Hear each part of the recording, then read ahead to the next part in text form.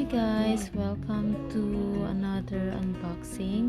So this time, actually na-receive ko na siya like a day or two. Ngayon ko lang ulit siya na i-unbox. Late na rin ang upload ko, pasensya na. So this one, ang ganda ng pagkabalot, talagang makapal siya at maganda yung pagkakabalot. Very satisfied ako. Nakita ko na well protected yung gamit na in-order ko. So dumating ang in-order ko from Lazada.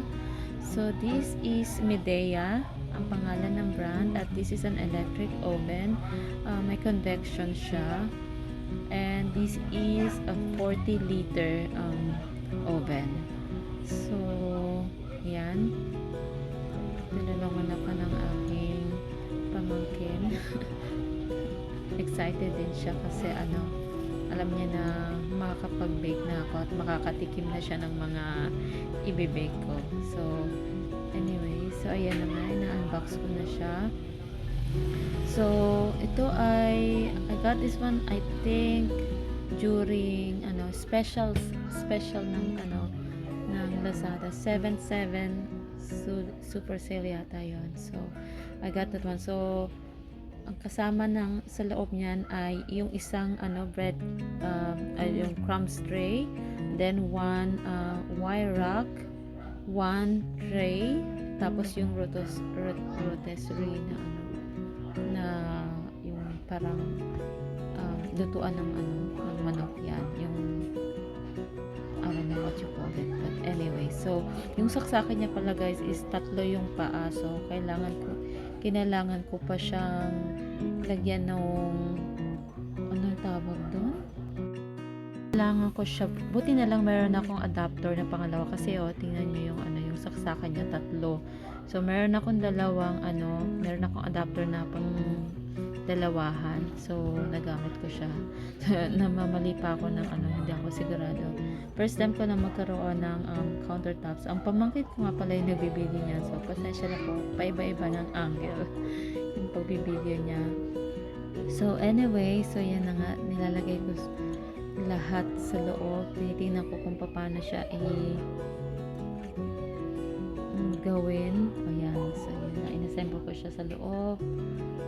Kung paano gamitin yung mga hook na yan, because I never know how to do that. Yes, and then so it comes with this manual, then yung warranty certificate.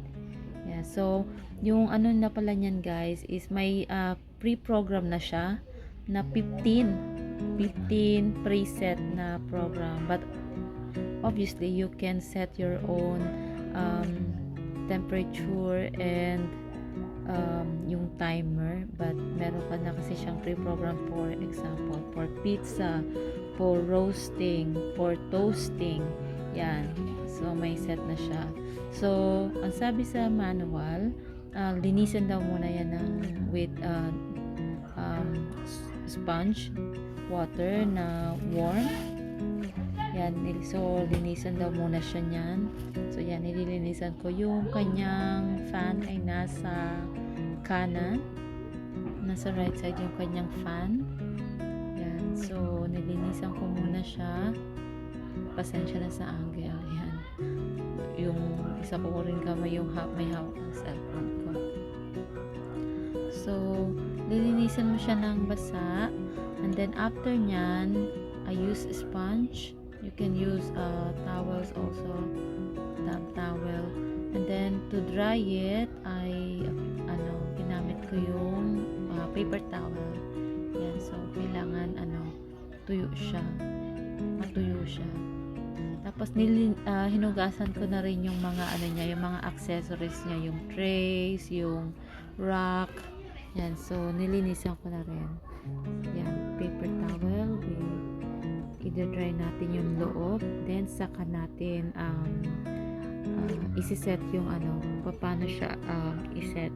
First time ko to own this kind of this type of oven na countertops. Maliit lang siya because what I used before is yung standalone gas na merong gas range, 5 gas range, na medyo yung pinaka malaking oven na may gas range, gas stove. Ano ba yan? Nabubulol ako. Ang pamangkin ko, padaan-daan. Yan. So, convection din siya. Ang fan is nasa gitna. Pero ito kasi is maliit. Tapos, so, kikilalanin ko pala talaga yung oven na to kung paano siya gamitin at yung kanyang yung pag-spread ba ng init ay equal sa bawat side. So hopefully yan na.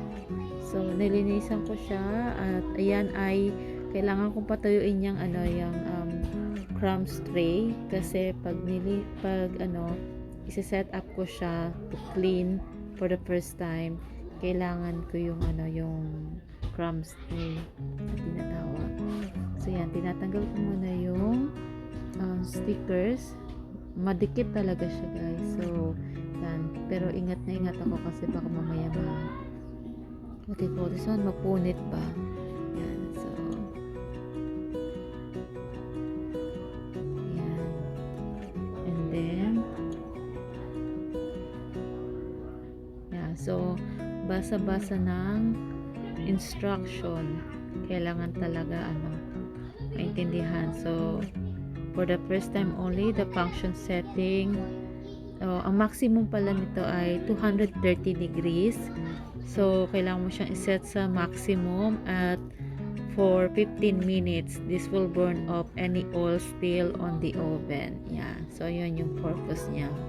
Especially pag gagamitin mo siya, before mo siya gamitin sa pag-bake first time, you will set the function to 230 degrees. Yan.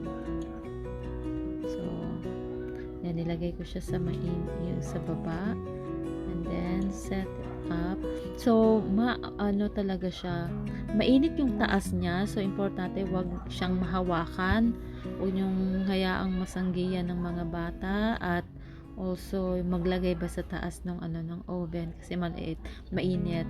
Yung gilid niya okay, walang problema, pero yung taas niyan, yan. So siniset ko na siya guys, and then nakalimutan kong pindutin yung start.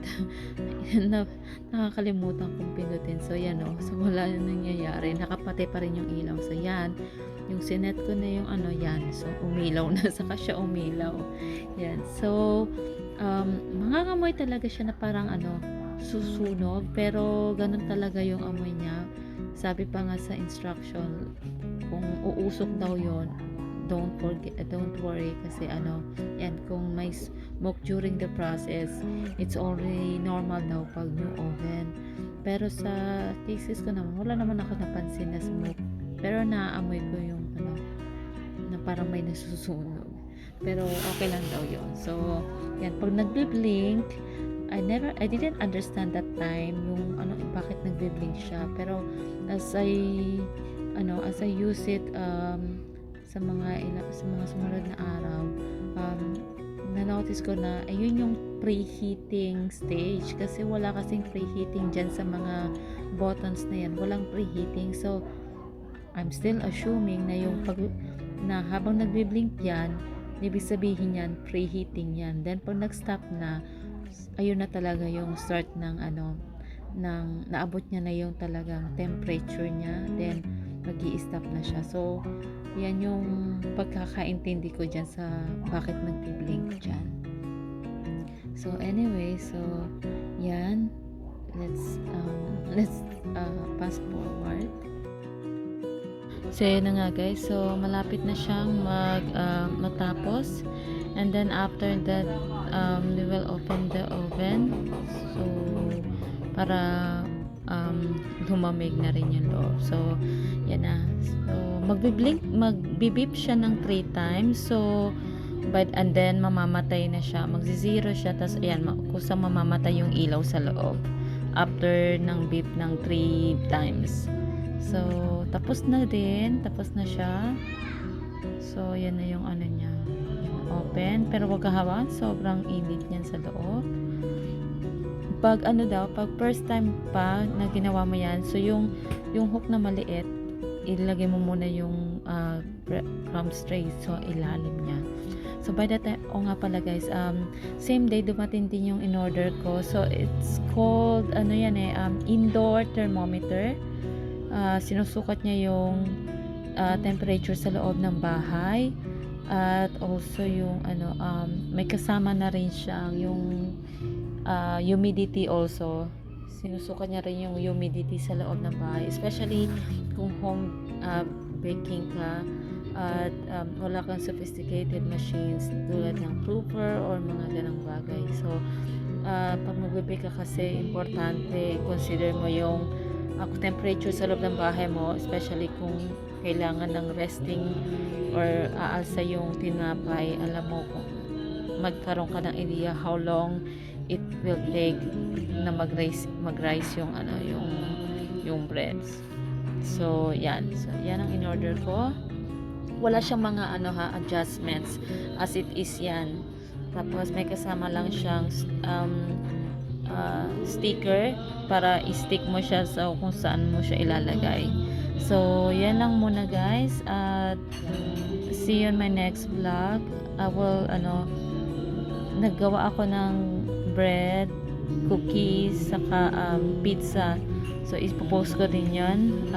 So yan, sa ngayon ayan na muna guys. So see you on my next vlog. Thank you sa panonood. Bye.